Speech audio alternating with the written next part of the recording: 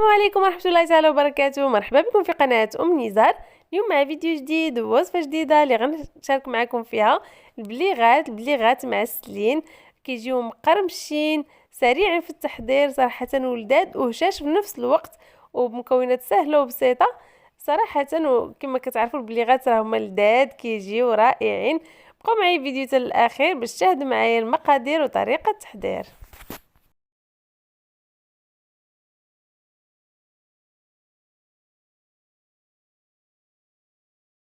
كما كتلاحظوا معايا البنات، هادو هما المقادير اللي غادي نحتاجو. عندي هنا نص كيلو ديال الدقيق الابيض اولا 500 غرام. عندي نص كيلو هنا ديال الزنجلان شديتو سخنتو في الفران. ما تسخنوش بزاف تتحمروا، غير سخنوه غير شويه وحيدو، حيت مازال هو غادي نقليوه. ملي غيتقلب في الزيت غادي يطيب لينا، ولا كان طايب غادي ملي نبغيو نقليوه في الزيت غادي يتحرق لينا ويعطينا المروره. عندي هنا الملحه، عندي هنا كاس ديال المدافي، عندي نص كاس ديال المزهر.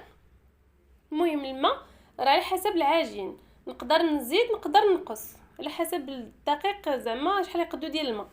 عندي هنا ساشيه ديال زهره البرتقال، وعندي هنايا خماره غناخذ منها غير النص، وعندي هنا 4 معالق ديال الزبده تكون بحراره المطبخ، ولا كانت بارده ذوبوها. عندي هنا 3 معالق ديال الزيت، عندي معلقه كبيره ديال الخل، وعندي هنا صفر ديال البيضه، ومعلقه كبيره ديال النافع مطحون.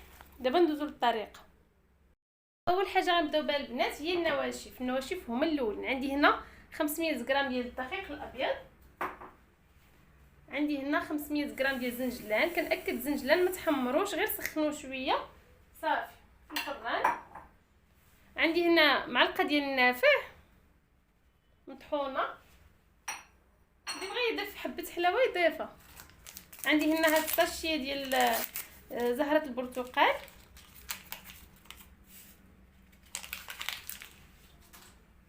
ناخذ الملحه كما كتلاحظوا معايا الكيس ديال الملحه باش كنوازنوا بها الطعم. صافي هنا كناخذ خماره، كناخذ لنا غير النص، ما ديروهاش كامله، غير النص بحال هكا، تقريبا واحد المعلقه صغيره بحال هكاك. صافي غنحرك هاد النواشف كلهم مع بعضهم.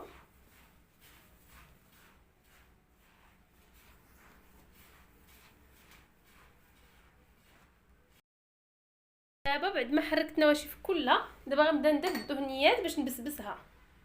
هنا الزبده اللي بغيتو دوبه انا اصلا خليتها هنايا في الكوزينه، وكان شويه الجو بحال اللي سخون شويه، دابت ليا ما نحتاج كاع ندوبها.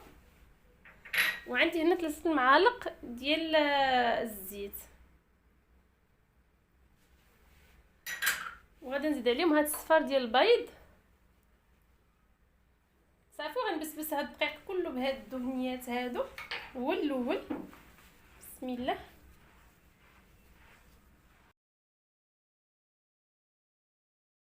دابا بعد ما بسبست كلها بالدهنيات غناخذ الخل، هنا معلقه كبيره ديال الخل،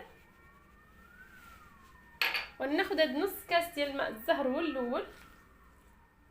صافي غنبدا نجمع العجين ديالي بالمدافي. كما قلت لكم الماء ضيفوه بشويه بشويه، ما تضيفوش في دقه، كل واحد على حسب الدقيق شحال كيشرب.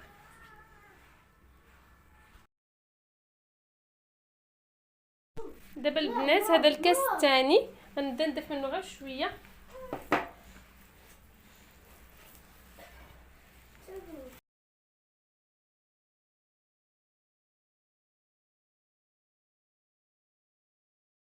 صافي البنات انا هنايا صافي جمعتها ودلكتها، ما تكونش قاصحه بزاف وما تكونش مرخوفه البنات، بين وبين.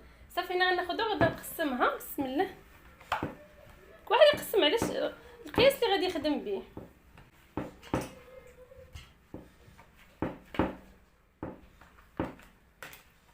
صافي انا هنا غادي نكورها وغادي نحتفظ بها في بلاستيك غذائي حتى نبغيها ونبدا نسرحها.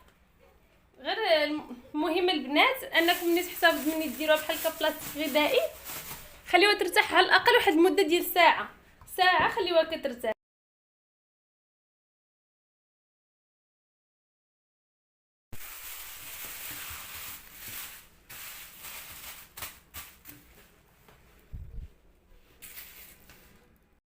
البنات غنبدا باول كره، ماشي اول كره، انا هنا راه دوزت شويه.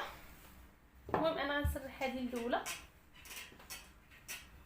البنات الا كان عندكم سطح العمل زعما كاين بحال هكا كيكون ملس، عارفين العجينه ديالكم ما غاداش تلصق فيه، واخا تسرحتوا فيه الا كنتو عارفين العجينه ديالكم غادا تلصق، من الاحسن سرحوا واحد البلاستيك اولا ديروا داك الورق ديال الطبخ باش العجينه ديالكم تحكموا فيها وما تلصقش ليكم. المهم انا غناخذ العجينه بحال هكا وغنسرحها جيدا، سرحوها تكون رقيقه وحاولوا تركزوا على الوسط، ماشي يبقى لكم الوسط غليظ والجناب يكونوا رقاق، لا حاولوا تركزوا على الوسط.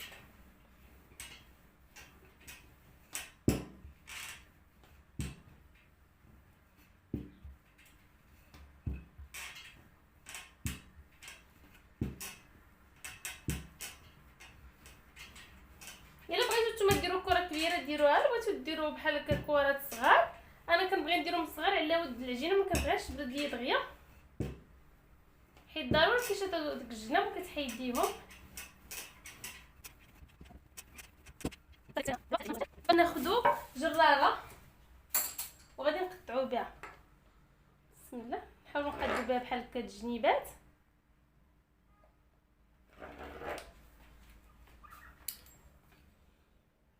حاولوا ما امكن ما نضيعوش العجينه بزاف.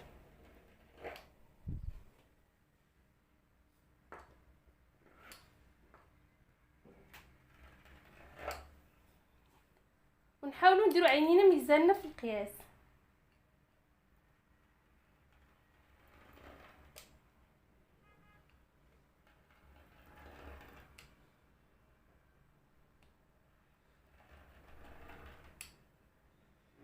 هادي غنقص منها شويه باش يجيني القياس هو هذاك.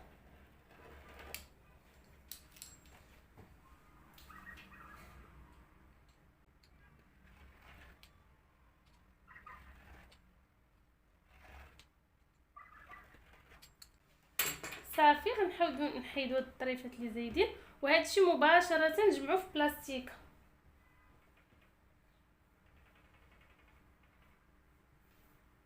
مباشره غندير واحد البلاستيك غذائي باش ما تبردش العجينه. صافي دابا غنبداو نهزو بالوحده بالوحده، بسم الله. كما كتلاحظوا معايا هنا راه ساهله، كناخذوا بحال هكا صبعنا وكنديروا بحال هكا وكنسدوا وحده على وحده، وكنحاولوا نضغطوا جيدا هنايا باش ما تحلش لينا في القلي. ندير معكم وحده اخرى. كناخذوا صبعنا بحال هكا وكنجيبوا هاد الطرف الاخر هكا طرف على الطرف وكنضغطوه هنا جيدا كما قلت لكم باش ما تحلش لينا نبغوا نقليوها.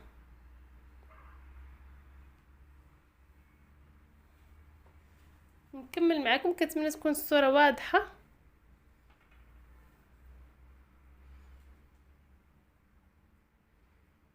نضغطوا جيدا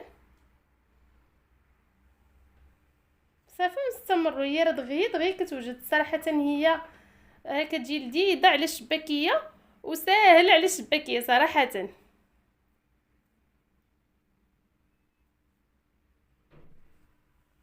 مع كيكون فيها جنجلان بزاف وزنجلان، راه كتعرفوا المذاق ديالو كيكون لذيذ صراحه مع مزهر والنافع. صافي كنتمنى تكون توضحت لكم الصوره. ندير معكم هذه الاخرى صافي ونكمل. انا كما كتلاحظوا وحده على وحده كتضغطوا جيدا صافي وتحطوها. ديروا حداكم شي بلاطو، فرشوا لي بلاستيكه اولا ورق الطبخ وحطوها وستفوها فيه نيشان، بلا ما تبقاو تحطوا بحال هكا وتعاودوا تحطوه فيه.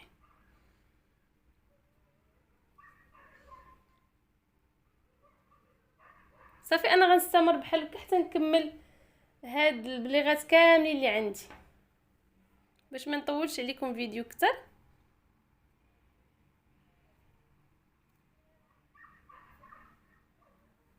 حاولت نصاوب معكم شحال من وحده.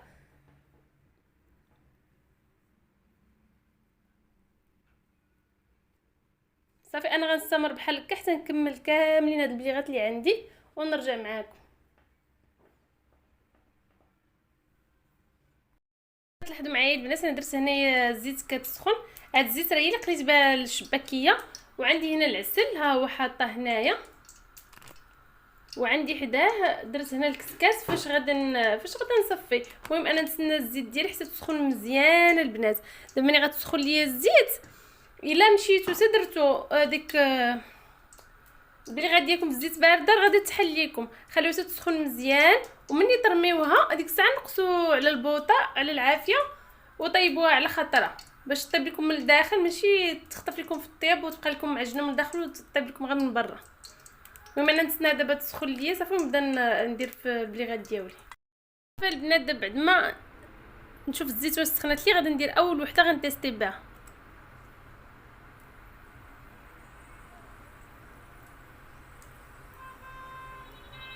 كما كتلاحظوا هي بدات كتسخن. مني غنبدا نلوح في البليغات ديالي غنشوف بداو يطلعوا الفوق صافي غادي نقص عليهم العافيه. دابا غندير الاخرين. بسم الله.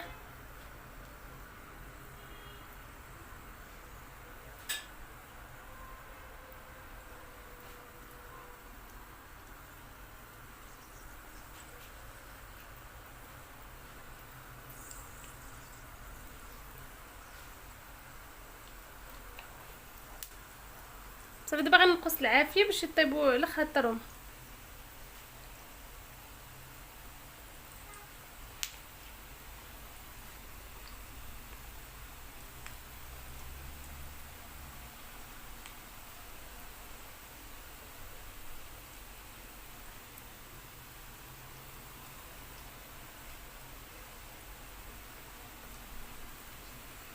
ديما كنبداو بالاولى اللي بالبلاطو الاول اللي صوبنا، ديما كنبداو به كيكون شويه نشف هو اللي كنبداو به.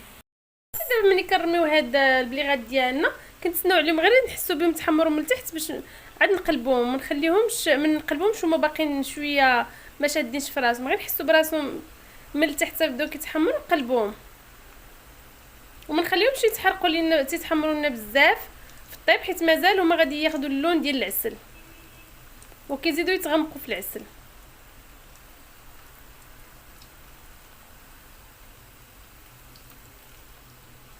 انا اللي حسيت بها من التحت تحمرات غادا نقلبها على الجهه الاخرى باش تحمر ليا حتى من الجهه الاخرى. الا درتوهم في زيت بارده راه كلهم غادي يتحلوا ليكم البنات.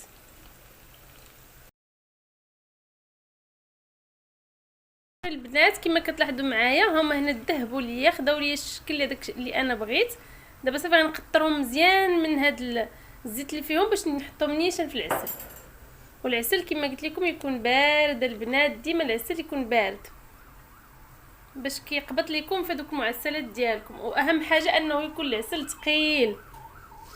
بسم الله. صافي انا نخليه ونرمي وحده اخرى ونخليه بحال هكا كيهبط ليا في العسل باش يشرب العسل.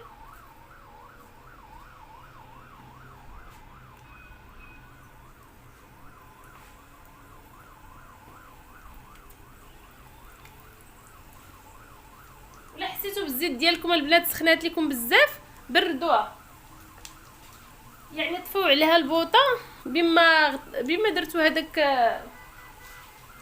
بما حطيتوا هذوك البليغات ديالكم في العسل عاد شعلوها.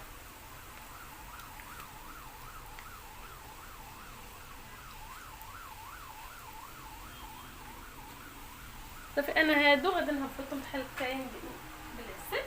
هاد العسل كما كتلاحظوا البنات راه ثقيل، هو خصو يكون بحال هكا ثقيل، ولكن من حدكم تحطوا فيه المعسلات ديالكم هو كيخفاف.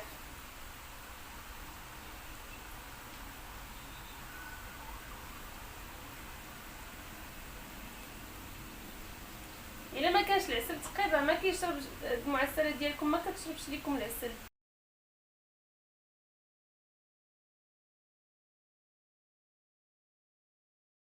صافي البنات انا ساليت هذه القريه الاخرى درتها في العسل. دابا نهزها ونحطها هنا يتسقطر ان شاء الله تندوزو باش نشوفوا الشكل النهائي ديالها. هذا البنات هو الشكل النهائي ديال البليغات ديالنا. كما كتلاحظوا كيجيو على هذا الشكل صراحه كيجيو رائعين جدا جدا ولداد. نوريكم جوج عن قرب كيجيو بحال هكا. نتوما البنات اللي بغات دير القياس تعبر بالمسطره، دير 3 سنتيم في كل مربع، غادي يجيها زوين. كما كتلاحظوا راه كتجي رائعه صراحه، خطيره وحسن كاع من الشباكيه في المذاق في كل شيء. انتما كتجي رطبه ونفس الوقت مقرمشه ومعلكه كما كتلاحظوا معايا. هانتوما شفتوا معلكه من الداخل وفي نفس الوقت رطبه هشيشه وفي نفس الوقت مقرمشه. صراحه رائعه جدا ومذاق خطير البنات والله. شوفوا هذه حتى هي، سمعوا تقرميشه ورطوبيه والتعليكه في نفس الوقت. غير جربوا هذه المقادير والطريقه صراحه غتنجح معكم من اول استعمال. وهكذا وصلنا لاخر الفيديو. كنتمنى يكون عجبكم هذا الفيديو اللي شاركت معكم اليوم. كنتمنى يكون من شاهدت او زارت القناه ديالي تشترك عندي في القناه وتفعل الجرس باش ديما يبقى يوصل الجديد. والى فيديو جديد ان شاء الله، وشكرا على المتابعه.